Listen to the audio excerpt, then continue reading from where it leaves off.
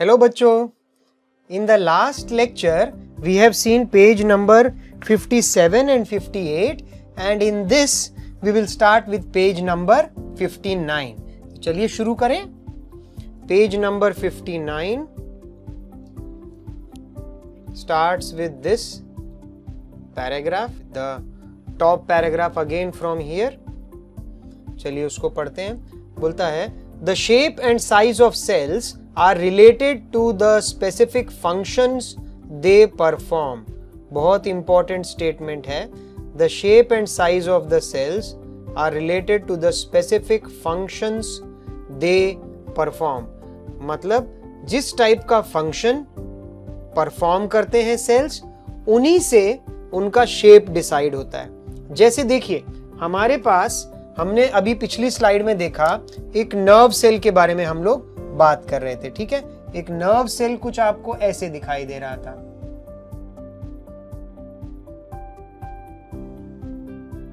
तो एक nerve cell कुछ ऐसा दिखाई देता है. नर्व सेल क्या होता है? आपके जैसे हाथ में कोई कांटा लगा तो वो मैसेज उसका धीरे धीरे स्पाइनल कॉर्ड ब्रेन तक जाएगा, ब्रेन से मैसेज वापस आपके मसल्स तक आएगा और आपका हाथ पीछे हटेगा जब आपको कांटे से दर्द होगा. ठीक है, सो इस सब के लिए बहुत fast message has to go. So for that ऐसे नर्व सेल, लंबे लंबे नर्व सेल होंगे, चारों तरफ फैले होंगे, तो स्टिमुलस को कैरी करने में बहुत आसान होता है. सो नर्व सेल का शेप फिर ऐसा नहीं दिखाई देता, ऐसा गोल गोल नहीं दिखाई देता जैसे हमारा आरबीसी का शेप दिखाई देता है, ऐसे गोल गोल. नर्व सेल का शेप ऐसा दिखाई देता है, लंबा. सो वही हमने यहां पर बोला, the shape and size of the cell are related to the specific functions they perform. इनका फंक्शन मैसेज कैरी करना है, फास्ट कैरी करना है, सो इनका शेप लंबा और चौड़ा. और नर्व सेल्स और मसल्स, ये आपके जो आरबीसी हैं, ये गोल गोल छोटे छोटे, क्योंकि इनको पतले पतले ब्लड वेसल से होकर के गुजरना है, पतली पतली जगह से होकर के गुजरना है, कैपिलरी में से जाना है, आर्टरी में से जाना है, तो इनका साइज एकदम छोटा छोटा गोल गोल आराम से जाएगा. ठीक है, so is this point clear? Yes, let us continue now. It says some cells like amoeba have changing shapes. So यहां से हमारे पास एक क्वेश्चन जरूर हम बना सकते हैं. चलिए वो क्वेश्चन बनाएंगे और लिखेंगे. यहीं पर ऊपर ही लिख देंगे हम यहां पर कि नेम द सेल. एक क्वेश्चन लिख देते हैं. Name the cell which has changing shape.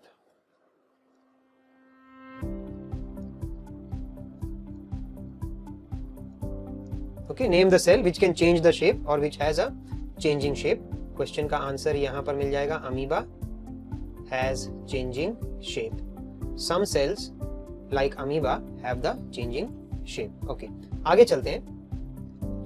In some cases the cell shape could be more or less fixed and peculiar for a particular type of cell. जैसे मैंने आपको बताया, for example जैसे अभी हमने बात की, nerve cells have a typical shape. बताया कि नर्व सेल का शेप ऐसा क्यों होता है, उसके जो फंक्शन है उसके कारण उसका शेप ऐसा हो गया है.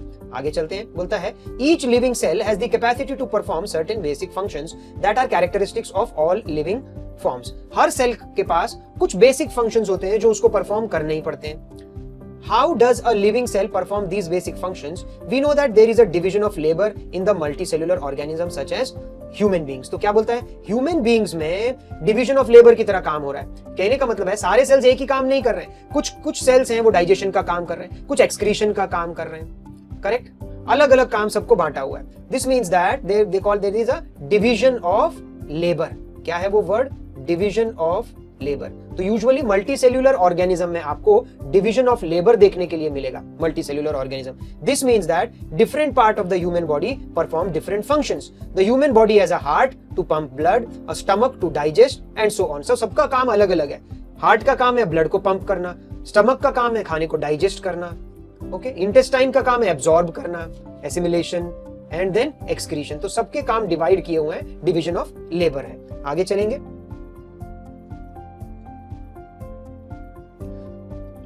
Similarly, division of labor is also seen within a single cell in many cases. In fact, each such cell has got certain specific components within it which are known as cell organelles. हो, ये एक important चीज आ गई है, called cell organelle. तो क्या बोलता है? बोलता है ये एक सेल के अंदर भी, सेल के भी अंदर अगर मैं बात करूं तो बहुत सारे छोटे छोटे ऑर्गेनेल्स होते हैं सेल के अंदर जो कि स्पेसिफिक काम करते हैं. उनको बोला जाता है सेल ऑर्गेनेल। आगे देखते हैं क्या बोलता है, each kind of cell organelle perform a special function. हर सेल ऑर्गेनेल एक स्पेशल फंक्शन कैरी करता है, जैसे कि such as making new material in the cell, या फिर clearing up the waste material from the cell, and so on. तो ये जो सेल ऑर्गेनेल हैं, इनका अपना अलग अलग काम होता है। कुछ परफॉर्म करते हैं, स्पेसिफिक फंक्शंस परफॉर्म करते हैं। कोई नया मटेरियल बनाने का काम कर रहा होता है, कोई क्लीनिंग का काम कर रहा होता है, वेस्ट मटेरियल रिमूवल का काम कर रहा होता है। ऐसे एक पर्टिकुलर सेल के अंदर इन्होंने पहले कहां से शुरू किया, पहले बोला किसी भी ह्यूमन बीइंग के अंदर आप देखेंगे कि डिवीजन ऑफ लेबर होता है। अलग अलग टाइप के आपके पास सेल्स हैं। कुछ सेल्स खाना बनाने का काम कर रहे हैं, कुछ खाने को डाइजेस्ट करने का काम कर रहे हैं, स्टमक, कुछ कुछ इंटेस्टाइन में काम कर रहे हैं, कुछ हार्ट में काम कर रहे हैं। पर एक एक सेल के अंदर भी ऐसे डिवीजन ऑफ लेबर बोलता है, देखा गया है। A cell is able to live and perform all its function because of these organelles. तो सेल के अंदर जो छोटे छोटे सेल ऑर्गेनेल्स हैं, वो जो स्पेसिफिक काम करते हैं, उसके कारण ही एक सेल हमारा जिंदा रह पाता है। It can live and perform all the functions. These organelles together constitute the basic unit which is called a cell. तो सेल इन सेल ऑर्गेनेल्स के कारण ही बना है। बोलता है it is interesting to note, देखिए, it is interesting to note that all the cells are found to have the same organelles no matter what their function is or what organisms they are found in। तो कोई भी organism ले लो, बोलता है no matter what their function is or what the organism they are found in। It is interesting to note that all cells are found to have the same organelles। सारे sales के पास वो कोई भी काम करते हो, सेम टाइप के cell organelles आपको मिल जाएंगे। ठीक है, तो यहाँ सेल ऑर्गेनेल की बहुत बात हो रही है। थोड़ा सा और आगे चलते हैं बच्चों, और यहां पर देखते हैं What is a cell made up of? What is the structural organization of a cell? इसमें देखते हैं, बोलता है We saw above that the cell has a special component called cell organelle। मैं क्या करता हूं इसको भी, the cell has special components called organelles। ठीक है, तो बच्चों यहां से एक क्वेश्चन बन सकता है। एक काम करता हूं, एक क्वेश्चन को हम यहां पर नीचे लिख लेते हैं, यहां पर क्वेश्चन को।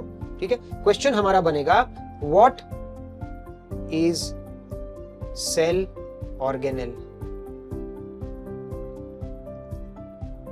What are their function?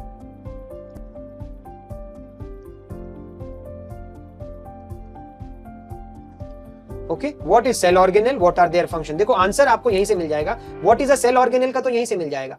The cell has special components inside it which are called cell organelle. और आगे चलते हैं, और आपको कहां से मिलेगा मैं आपको बताता हूं। ये देखिए, उसके बाद जो फंक्शन वाला है ना, वो आप ये पैराग्राफ लिख सकते हो। Okay, each kind of cell organelle perform a special function such as making new material in the cell, clearing up the waste material from the cell and so on। So ये सब function है हमारे cell organelles के। Actually में आप इस chapter में आगे जाएंगे तो आपको उन cell organelles के नाम भी पता चलेंगे। ठीक है, और स्पेशल सेल ऑर्गेनेल्स के नाम और उनके क्या फंक्शंस हैं वो भी पता चलेंगे। तो अगर तब आप इस आंसर को लिखेंगे तब आप और ज्यादा स्पेसिफिकली लिख पाएंगे। यहाँ एक जनरल वे में बस आपको बता रहा हूं कि what is a cell organelle and what are the functions. So cell organelles have different kinds of function, they also perform by division of labour. ठीक है, आगे चलेंगे। हाँ, यहां पर बोलता है if we study a cell under a microscope we would come across three features in almost every cell: plasma membrane, nucleus और साइटोप्लाज्म। तो क्या बोलता है, बोलता है हर सेल में ये तीन फीचर्स तो आपको मिल ही जाएंगे। कौन कौन से तीन फीचर्स मैं आपको बताता हूं। देखिए, तीन फीचर्स की यहां पर बात हो रही है कि किसी भी सेल में आपको ये तीन, तो एक जनरल में एक अगर ऐसे कोई एक सेल बना लेता हूं, ठीक है, ये सेल, तो बोलता है ये सेल का जो आउटर कवरिंग है, हमको पता है इसको क्या बोलते हैं, इसको हम बोलते हैं प्लाज्मा मेम्ब्रेन। तो बोलता है किसी भी सेल में एक प्लाज्मा मेम्ब्रेन आपको मिलेगा, एक आपको अंदर मिलेगा न्यूक्लियस। ठीक है, तो सेल के अंदर एक प्लाज्मा मेम्ब्रेन होगी और एक न्यूक्लियस होगा, और बोलता है साइटोप्लाज्म, इसके अंदर जो फ्लूइड पार्ट है, जो लिक्विड पार्ट है, जिसके अंदर आपको बहुत सारे सेल ऑर्गेनेल्स मिलेंगे, वो पूरा है आपका साइटोप्लाज्म। तो इसको मैं डॉट डॉट को लिख देता हूं, साइटोप्लाज्म। ठीक है, ओके, चलिए आगे चलते हैं। तो वो तीन पार्ट, तो इससे हम एक क्वेश्चन बना सकते हैं। एक क्वेश्चन हम यहां पर बना देते हैं, name the three features, name the three features FEATURES present in almost every cell। ठीक है, आंसर आपको कहां से मिला था, plasma membrane, nucleus and cytoplasm. This is what is present in almost all the cells. चलिए आगे चलते हैं। बोलता है all activities inside the cell and interactions of the cell with its environment are possible due to these features. Okay, इन features के कारण cell दूसरे सेल के साथ या सेल अपने एक्सटर्नल एनवायरनमेंट के साथ जो भी उसको इंटरैक्शन करना होता है is only possible because of these three things, cytoplasm, plasma membrane and nucleus. इनके बारे में और पढ़ते हैं, यहां पर बोल रहा है। चलिए आगे का पैराग्राफ पढ़ते हैं। प्लाज्मा मेम्ब्रेन, सबसे पहले हम प्लाज्मा मेम्ब्रेन का दूसरा नाम क्या है? Cell membrane. ये याद रखना, प्लाज्मा मेम्ब्रेन या इसको बोलते हैं सेल मेम्ब्रेन। क्या है ये आपके लिए क्वेश्चन के रूप में भी आ सकता है। What is plasma membrane? What is plasma membrane? What is plasma membrane? ठीक है, चलिए चलते हैं, यहां पर पढ़ते हैं। ये बोल रहा है प्लाज्मा मेम्ब्रेन को हम यहां से लिख सकते हैं, this is the outer most covering of the cell that separates the components of the cell from its external environment. अभी अभी हमने ड्रॉ किया था, एक सेल ड्रॉ किया था, करेक्ट। सेल के आउटर कवरिंग को, जैसे हमने यहां पर सेल ड्रॉ किया था, हमने बोला था ये जो है ये आउटर मोस्ट कवरिंग को हमने पीएम बोला था, यानी कि प्लाज्मा मेम्ब्रेन। तो ये हमारा सेल का बाहर का एनवायरनमेंट है, करेक्ट। तो वही बोल रहा है the outer covering of the cell which separates the component, अंदर जितनी भी चीजें उसको बोलेंगे सेल के कंपोनेंट, जैसे सेल ऑर्गेनेल हुआ, न्यूक्लियस हुआ, साइटोप्लाज्म हुआ। तो ये एक तरीके की बाउंड्री है। Plasma membrane is nothing but a boundary. जैसे आपकी सोसाइटी की एक वॉल होती है चारों तरफ, वैसे it acts like a wall which separates. वो वॉल जो है वो हमारा प्रोटेक्शन के लिए होता है, करेक्ट। हमारी सोसाइटी को बाहर की सड़क से, गाड़ियों से, लोगों से बचा के रखती है। सेम वे यहाँ पे this plasma membrane okay is a covering of the cell that separates the content of the cell from the external environment, and this plasma membrane allows और permits the entry of exit of only some materials in and out, okay, and it prevents the movement of some other material. Therefore the cell membrane is also called as selectively permeable membrane. वाह, तो यहां पर एक question आपने और लिख लेना है, एक क्वेश्चन और लिख लीजिए। जो प्लाज्मा मेम्ब्रेन का क्वेश्चन लिखा था ना, एक क्वेश्चन और लिख लीजिए, ऐड कर लीजिए। Why is plasma membrane called SPM?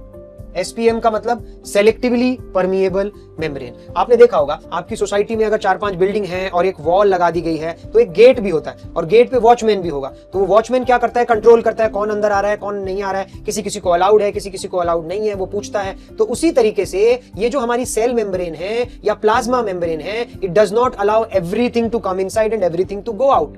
Select है, इसलिए इसको सेलेक्टिवली परमिएबल मेम्ब्रेन बोला गया है। ये किसी किसी चीजों को अलाउ करेगी और किसी चीजों को अलाउ नहीं करेगी। तो देखिए यहां पर selectively, why is plasma called SPM selectively permeable membrane का आंसर यहां से आप लिख सकते हैं। The plasma membrane allows the entry and exit of some particles in and out, it also prevents the movement of some other materials, therefore it is called as selectively permeable membrane.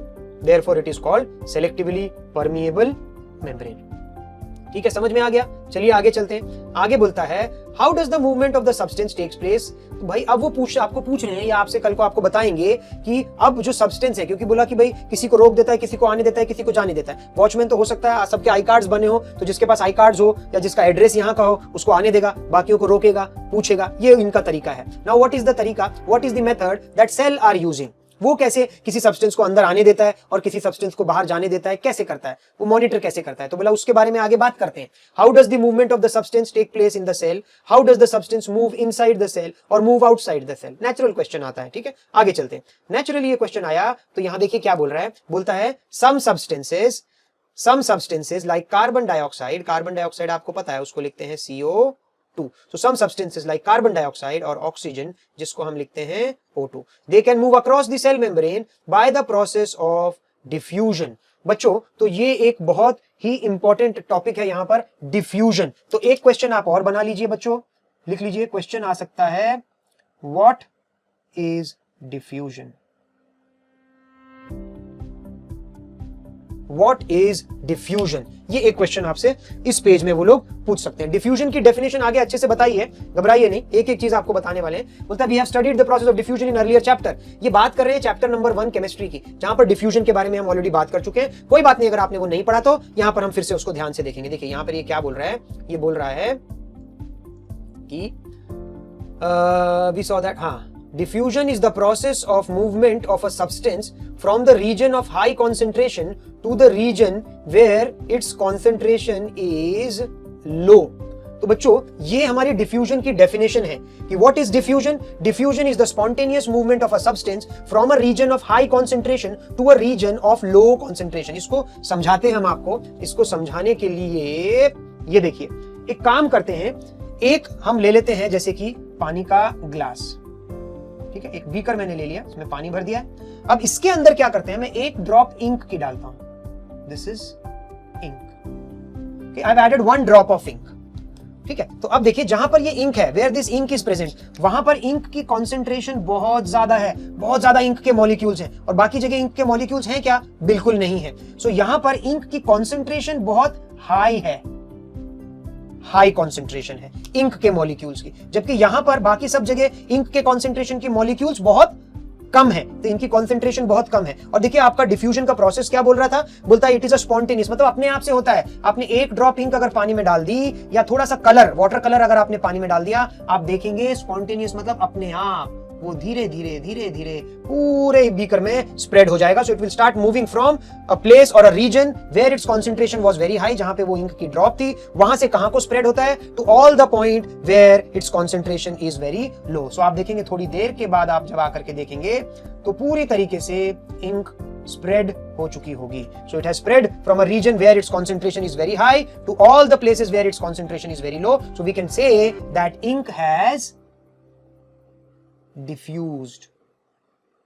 Ink का diffusion हुआ है. देखिए ये same चीज हम chemistry में chapter number 1 में हमने उनके लिए भी करी थी, इंसेंस स्टिक के लिए भी. यानी अगरबत्ती अगर आपके पास है, अगरबत्ती अगर आपके पास है, अगरबत्ती आप जैसे ही जलाते हैं सो उसकी भी खुशबू या उसके जो परफ्यूम है, खुशबू है, वो जो धुआं है, वो पूरे कमरे में कैसे स्प्रेड होता है. अभी यहाँ पे बहुत ज्यादा है, यहाँ पे कॉन्सेंट्रेशन बहुत ज्यादा है इन फ्यूम्स का, बाकी जगह कम है. ये एयर मॉलिक्यूल्स के साथ मिलके फिर धीरे धीरे धीरे धीरे पूरे कमरे में स्प्रेड हो जाएगी. सो बोल सकते हैं कि यहाँ पर भी ये जो इसके फ्यूम्स हैं, दे हैव डिफ्यूज्ड, डिफ्यूजन हुआ है. So diffusion always goes from higher concentration to lower concentration. यहाँ पे इंक के मॉलिक्यूल हायर कॉन्सेंट्रेशन से लोअर कॉन्सेंट्रेशन पे गए, यहाँ पे ये परफ्यूम के मॉलिक्यूल हायर कॉन्सेंट्रेशन से लोअर कॉन्सेंट्रेशन की तरफ स्प्रेड किया है. I hope the concept of diffusion is clear now. आगे देखिए ये क्या बोल रहा है, आगे ये बोल रहा है, ये समझाने की यहां पे कोशिश कर रहे हैं. वो जो मैंने आपको एक्सप्लेनेशन दिया तो वो केमिस्ट्री के पॉइंट ऑफ व्यू से दिया था, यहां ये बायोलॉजी के पॉइंट ऑफ व्यू से देने की कोशिश कर रहे हैं और बताना चाह रहे हैं कि भाई ये समझा रहे हैं कि कैसे कार्बन डाइऑक्साइड फ्लो करेगा अभी इन एंड आउट और कैसे ऑक्सीजन फ्लो करेगा इन एंड आउट. तो चलिए इसको समझते हैं. बोलता है something similar to this happens in the cell. For example, some substances like CO2, which is a cellular waste and requires to be excreted out by the cell, accumulates in high concentration inside the cell. कहने का मतलब है अगर मैं अपना एक cell बना लेता हूं ऐसे, आपको पता है सेल के अंदर कार्बन डाइऑक्साइड, अभी हम ब्रीथ कर रहे हैं, ऑक्सीजन अंदर गया, सेल्स के पास गया, सेल्स ने उसको यूज किया रेस्पिरेशन के लिए, बाय प्रोडक्ट है कार्बन डाइऑक्साइड. सो कार्बन डाइऑक्साइड की कॉन्सेंट्रेशन अंदर बहुत ज्यादा हो जाती है, ये बोल रहा है. कार्बन डाइऑक्साइड ही कार्बन डाइऑक्साइड. अच्छा बाहर कार्बन डाइऑक्साइड एक्सटर्नल एनवायरनमेंट में या दूसरे सेल में कार्बन डाइऑक्साइड की कॉन्सेंट्रेशन बहुत कम. ठीक है, तो ये क्या बोलना चाह रहा है, ये बोलना चाह रहा है कि सेल के अंदर कार्बन डाइऑक्साइड की कॉन्सेंट्रेशन बहुत ज्यादा, यहाँ हायर कॉन्सेंट्रेशन, यहाँ लोअर कॉन्सेंट्रेशन. सो डिफ्यूजन होगा, कहां से कहां को होगा, सेल के अंदर से बाहर की तरफ को कौन निकलेगा, CO2 निकलेगा, अपने हाई कॉन्सेंट्रेशन से अपने लो कॉन्सेंट्रेशन की तरफ. ठीक है, सो ये देखो ये बोलता है cellular waste and is required to be excreted accumulate in higher concentration inside the cell in the cells in external environment. यानी बाहर का जो एनवायरमेंट है, the concentration of carbon dioxide is very low as compare to inside. So diffusion होगा. So as soon as there is a difference, जैसे ही एक difference आता है, अंदर ज्यादा CO2 बाहर कम CO2, इमीडिएटली डिफ्यूजन होता है and CO2 goes out of the cell, region from high concentration to a region outside where there is low concentration by a process of diffusion. Diffusion. ठीक है, समझ में आ गया बच्चों. बोलता है सिमिलरली ऑक्सीजन के बारे में भी बात कर रहा है. देखिए आगे लिखा हुआ है, similarly we will talk about oxygen. ये देखिए बोलता है similarly oxygen enters the cell by the process of diffusion. अब देखिए अंदर CO2 बहुत ज्यादा है, अंदर ऑक्सीजन बहुत कम है. अगर मैं एक ऑक्सीजन बनाऊं तो अंदर ऑक्सीजन कम है, अंदर ऑक्सीजन कम है. यहां बाहर हवा में ऑक्सीजन बहुत ज्यादा है, मैंने ब्रीथ लिया तो लंग्स के पास ऑक्सीजन पहुंच गया है. अभी जो मेरे जो सेल्स हैं, सेल्स के पास ऑक्सीजन कम है, लंग्स के पास ऑक्सीजन ज्यादा है, तो बाहर ऑक्सीजन ज्यादा है, बाहर ऑक्सीजन ज्यादा है एक्सटर्नल एनवायरनमेंट में, अंदर ऑक्सीजन कम है. Again high concentration, lower concentration, oxygen will flow inside. समझ रहे हैं? सो अंदर कार्बन डाइऑक्साइड की कॉन्सेंट्रेशन ज्यादा हो गई, बाहर कम है, so carbon dioxide will move out by the process of diffusion and the same process of diffusion is applicable to oxygen also. बाहर ऑक्सीजन बहुत ज्यादा है, अंदर ऑक्सीजन कम है, सो बाहर से अंदर की तरफ ऑक्सीजन भी ट्रांसफर होगा by the process of diffusion. तो वही बोल रहा है, thus diffusion play a very important role in the exchange of these gases, ये दोनों गैसेज के एक्सचेंज में, CO2 के भी, O2 के भी, बिटवीन द सेल्स, एक सेल से दूसरे सेल में या एक सेल से अपने एनवायरमेंट में, एक्सटर्नल एनवायरमेंट में। बोलता है आगे पढ़ते हैं, इतना समझ में आ गया बच्चों को? ठीक है, आगे देखते हैं। बोलता है water also obeys the law of diffusion, पानी भी यही लॉ ओबे करता है। The movement of water molecules through such a selectively permeable membrane is called osmosis. ये देखिए वर्ड आ गया है ऑस्मोसिस। ओके, इसको अंडरलाइन कर देते हैं वर्ड को, और हमारा एक क्वेश्चन हम क्रिएट कर लेते हैं, what is osmosis? What is osmosis? ठीक है, चलिए ऑस्मोसिस के बारे में पढ़ते हैं। ये क्या बोलने जा रहा है ऑस्मोसिस के बारे में? ये बोल रहा है the movement of water across the plasma membrane is also affected by the amount of substance dissolved in water. Thus, osmosis is the passage of water from a region of high water concentration through semi-permeable membrane to a region of low water concentration. बहुत ही ज्यादा important है, इसकी definition को mark कर देते हैं और आपको समझाते हैं। इसकी डेफिनेशन हम कहां से जाएगी? यहां से। Osmosis is the passage of water from a region of its high water concentration through a region semi-permeable into a region of low water concentration। मतलब वाटर मूव करता है अपने हाई कॉन्सेंट्रेशन से अपने लो कॉन्सेंट्रेशन की तरफ across the semi permeable membrane. रुकिए, इसको जरा सा समझा देते हैं और क्लियरली आपके लिए। देखिए, एक काम करते हैं, एक हम बनाते हैं चेंबर।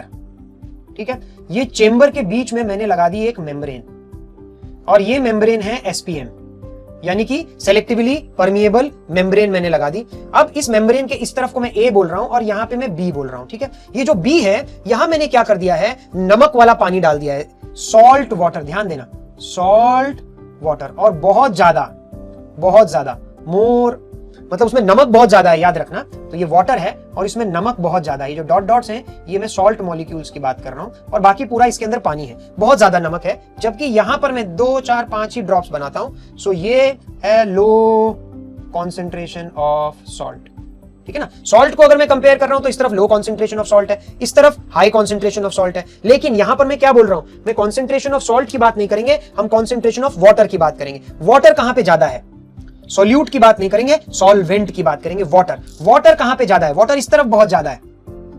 समझ में आ रहा है? वाटर इस तरफ बहुत ज्यादा है। सो वाटर विल मूव, क्या बोल रही है वो definition? Osmosis is the passage of water. Water will move from its higher concentration. Water यहां पे ज्यादा है तो यहां से वाटर मॉलिक्यूल मूव होना शुरू होगा across the semi permeable membrane. बीच में एक सेमी परमिएबल मेम्ब्रेन लगाना कंपलसरी है, तभी इसको ऑस्मोसिस बोलते हैं। सेमी परमिएबल मेम्ब्रेन हटा दिया तो डिफ्यूजन बोलते हैं, और डिफ्यूजन में जो चीज अपने ज्यादा कॉन्सेंट्रेशन पे यानी सॉल्यूट मॉलिक्यूल यहां से यहां मूव करने की कोशिश करेंगे। बट यहां पे मैंने एक सेमी परमिएबल मेम्ब्रेन लगा दी, इस तरफ पानी ज्यादा, इस तरफ पानी कम, तो movement of water from flow of solvent from its high concentration to its low concentration across a semi permeable membrane is called osmosis.